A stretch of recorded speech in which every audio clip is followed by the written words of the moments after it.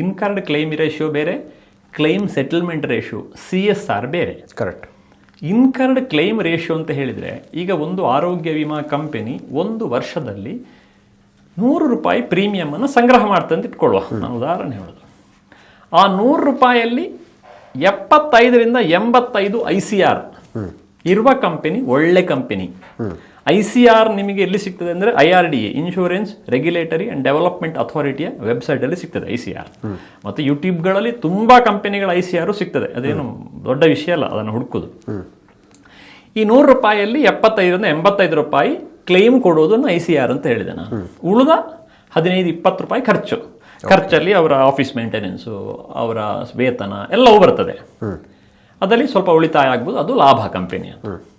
ಇದನ್ನು ನೋಡಲೇಬೇಕು. ಇದು 85ರಿಂದ ಜಾಸ್ತಿ ಇದ್ದ ಕಂಪನಿಗೆ ಹೋಗಬಾರ್ದು. ಕೆಲವು ಕಂಪನಿಗಳದ್ದು 95, 105 ಇದೆ. ಆದಾಯ ಇರುವುದೇ ₹100. ಇವರ ICR, ಇವರ ಖರ್ಚು ಅಂದರೆ ಬರೀ ಕ್ಲೈಮೇ ಇವರು ₹105 ಕೊಡ್ತಾ ಇದ್ದಾರೆ.